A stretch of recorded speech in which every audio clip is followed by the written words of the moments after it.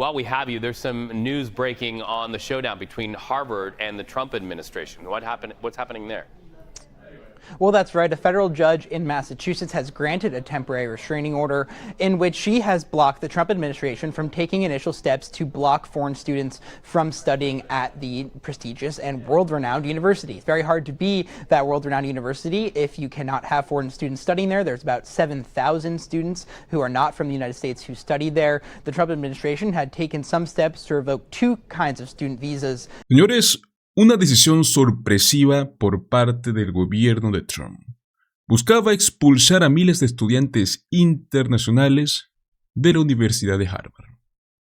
Buscaban prácticamente negarles la renovación de visas bajo una nueva política que muchos consideraron como una represalia. Apenas horas luego de este anuncio, Harvard presentó una demanda judicial. Y amigos, los tribunales respondieron rápidamente. Un juez federal emitió una orden de restricción temporal que lo que hizo es detener esta medida. La calificó como ilegal e irracional. Hablamos de un nuevo episodio en esta batalla entre el poder ejecutivo y las instituciones que defienden la Constitución. Sean bienvenidos a Políticamente en Desacuerdo. Señores, hoy veremos cómo un juez acaba de tomar medidas contra las locuras de Donald Trump. Así que los invito a que se queden hasta el final de este video porque veremos los detalles más interesantes.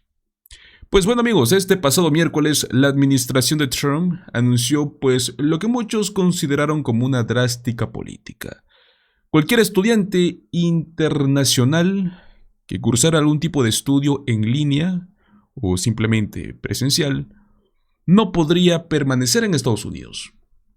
Hablamos de algo que estaría afectando directamente a miles de alumnos en Harvard, y no solo eso, otras universidades prestigiosas, muchos de los cuales hasta ya están matriculados y dependen de su visa para continuar con sus estudios.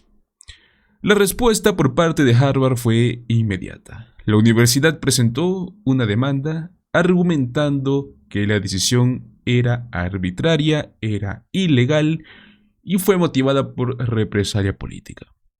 Aunque el gobierno quiso justificar esta medida como parte de un reordenamiento migratorio más amplio, muchos expertos legales señalaron que carecía de un fundamento legal claro y que esto violaba principios básicos del debido proceso. We do have breaking news now. The Trump administration has just revoked Harvard University's ability to enroll any international students. The existing international students there have to transfer out, and no new ones can be accepted in. This marks a sharp escalation in the ongoing battle between the White House and the nation's oldest university. CNN's Jeff Zeleny is at the White House. Jeff, tell us what's happening here.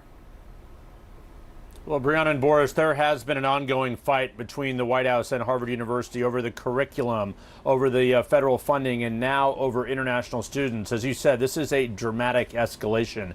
We are learning this announcement from the Department of Homeland Security, Secretary Kristi Noem making the announcement this afternoon, essentially giving a warning to Harvard that they are no longer allowed to admit international students. So she writes this in part: they have lost their student and exchange visitor program certification as a result of their failure to adhere to the law, she says. Let this serve as a warning to all universities and academic institutions across the country.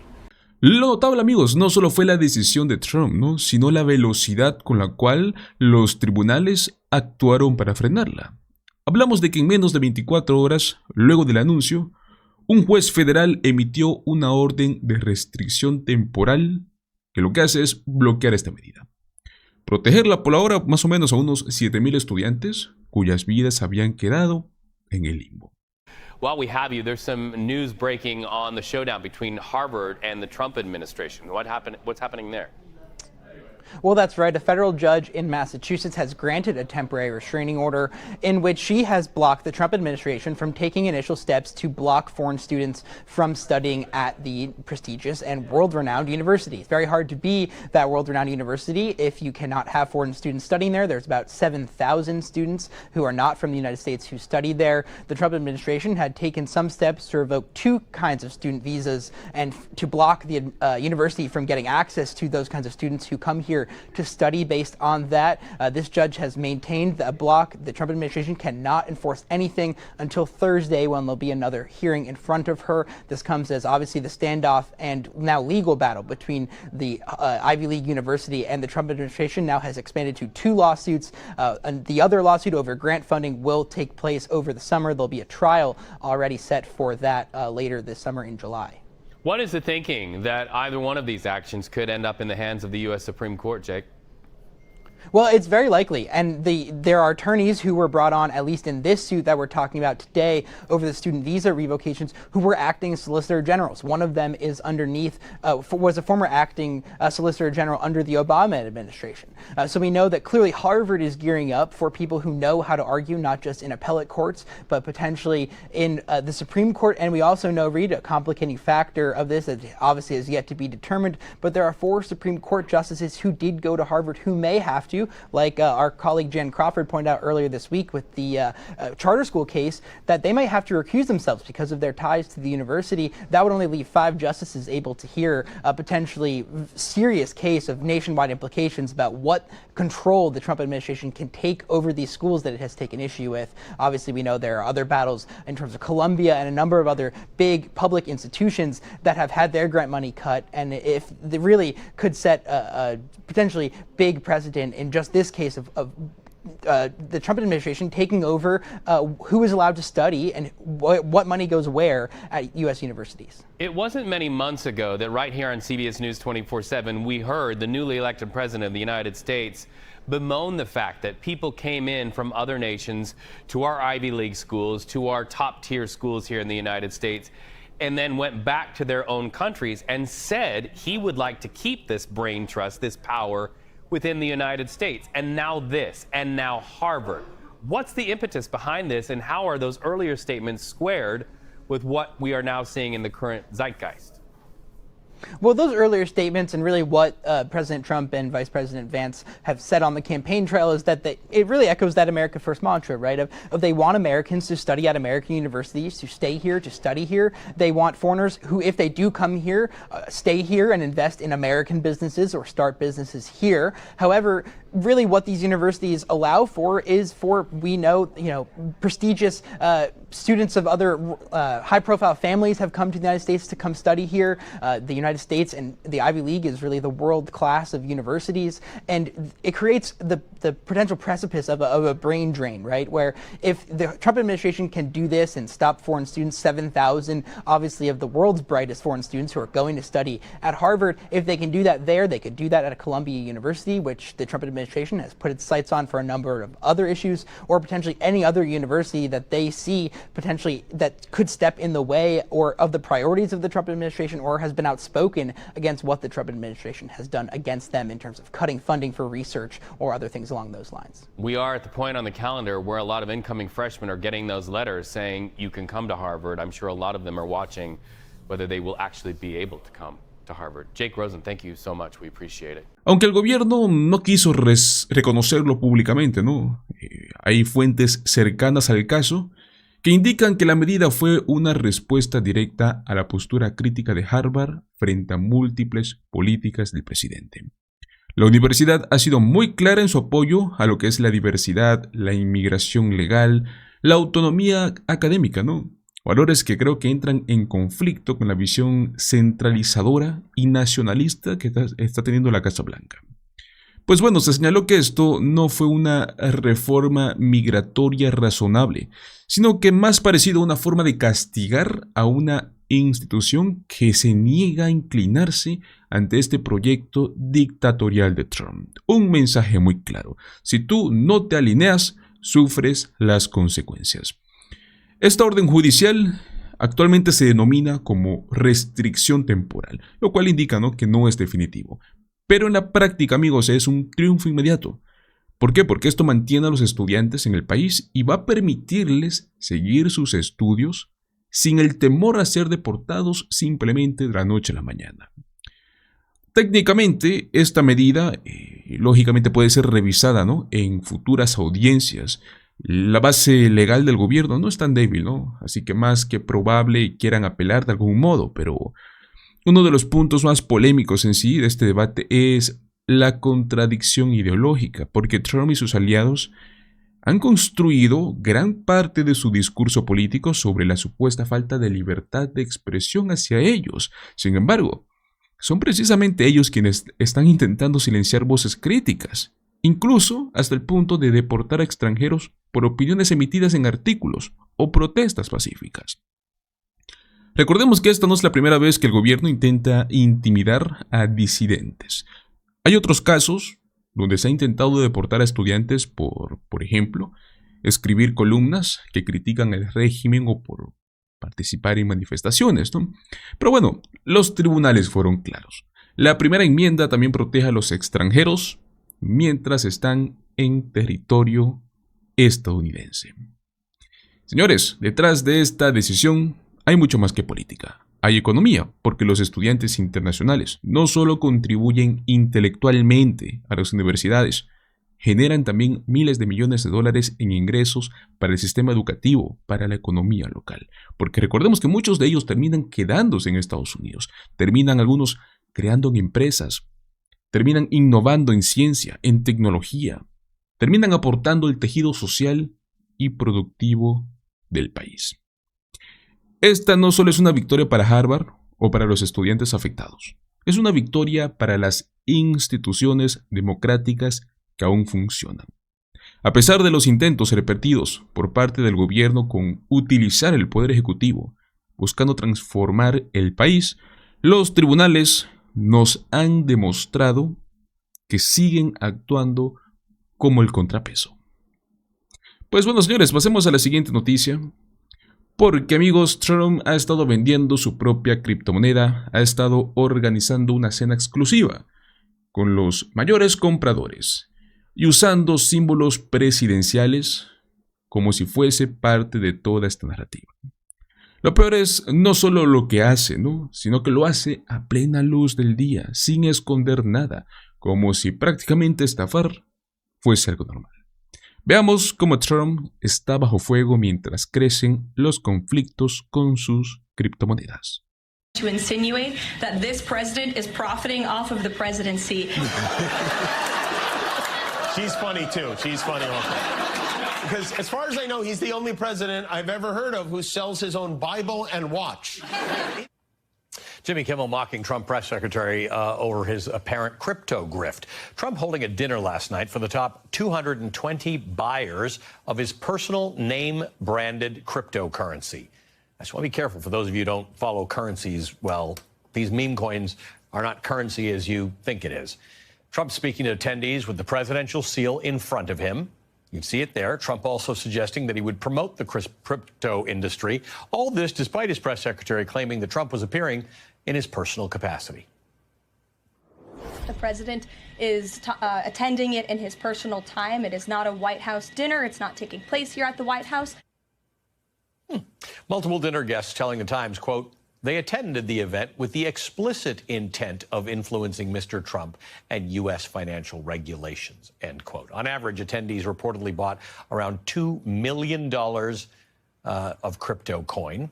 A top ethics watchdog calling the dinner, quote, one of the most blatant and appalling instances of selling access to the presidency ever. This adding to the laundry list of ethics concerns, including the $400 million Qatari jet, the real estate deals in the Middle East, and a whole lot of other things. Joining me now, Leah Littman, law professor with the University of Michigan, co-host of the Strict Scrutiny podcast and author of the newly released Lawless, How the Supreme Court Runs on Conservative Grievance, Fringe Theories, and Bad Vibes. Leah, great to see you. Thank you for being with us. Thanks for having me. I don't know where to start with this.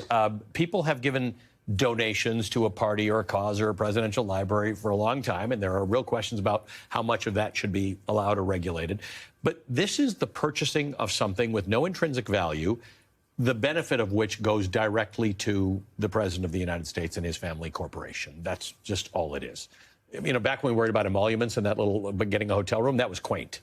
Right, no, exactly. He's turned the presidency into an emoluments are us. The idea that anyone who buys this meme coin now can get access to the free world, the leader of the free world, only it turns out it's not so free. The average cost is about $1.5 million, which is about 500 times the limit of campaign contributions. And so the amount of money it takes to get influence over policy and access to these political officials is just grotesque. And of course, not everyone can afford that. It creates this picture of a government that is for sale, a government not by the people, but a government for people who can actually buy into these insane meme coin dinners. And we, there's been some estimate from Bloomberg that Donald Trump has doubled his net worth since winning the election. You saw that trip around the Middle East. I mean, he picked up something everywhere he went. He almost got a Trump Tower in Damascus, too. But one of the most interesting things is this airplane that he told a story about how it was gifted. It was a free gift. And when you go there and you park your Air Force One next to all these fantastic airplanes, we need something better.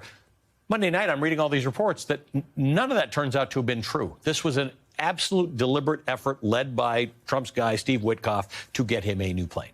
No, he is just soliciting gifts or grifts, as the case may be. He apparently approached the Qataris for this jet. The jet was a hand-me-down that they were trying to offload. They managed to offload it, onto the president of the United States. He's now asking the leaders of other foreign governments if they have a plane they can offer him, as we all saw in the White House meeting with the president of South Africa. And I think you can really draw a through line from what the Supreme Court has said constitutes corruption to what the president is doing, because what they've said is influence and access over political officials, even when it's purchased, just isn't corrupt. And that's led to them acting like, well, they are entitled to be kept men and just to be lavished with these gifts in largesse. And you can see that in the behavior of the president, who also thinks he can just jet around the world asking for planes, resorts, investments, meme coins, you name it. Yeah, and in fact, the South African president did say something like, well, I wish I had a plane I could give you. Like, it's just so out there now that this is an actual thing. Are we happier that no one even pretends otherwise anymore? Or does just this normalize the idea that politics has been not the fairest thing in America as it relates to money for several years now, and now we're just going to not pretend that it's anything other than this? I'm concerned about the normalization aspect of this, because I think they are doing this out in the open in an effort to kind of thumb their noses against the rules. And if this was the sort of stuff that was reported on and broken and not publicized, I think it would code as a scandal. Right. They just come out and admit it, and then they treat it as if this is just how government works. Right. They treat the reporters who ask the questions like you're the idiots. Right. So I guess the question is, what we have learned and what we learned in Trump 1.0 is that enforcement mechanisms on things that we thought are enforceable in many cases just don't exist, particularly as we learned with campaign finance. There's virtually no enforcement of campaign finance.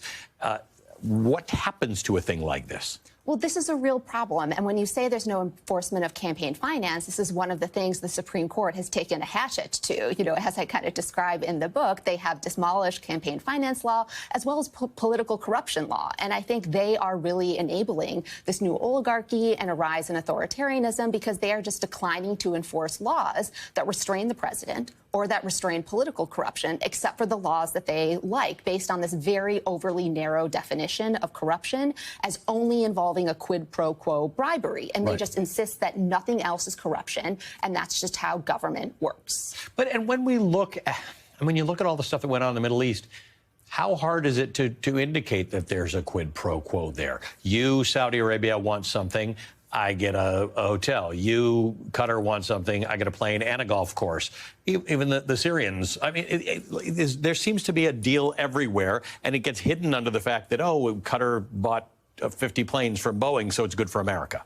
This is part of the problem with this overly narrow definition of quid pro quo corruption, because we can point to a lot of things. For example, them basically dismantling the unit in the Department of Justice that prosecutes foreign bribery and attempts to penalize foreign bribery. That might be a quid pro quo, but there might not be an explicit agreement that they receive the plane in order to dismantle this unit, or they receive the plane in order to adjust the tariffs. And so the court has made it just impossibly difficult to police corruption, because rarely, if ever, is there going to be a note that says, in exchange for this, yes, I'll do this tariff rate.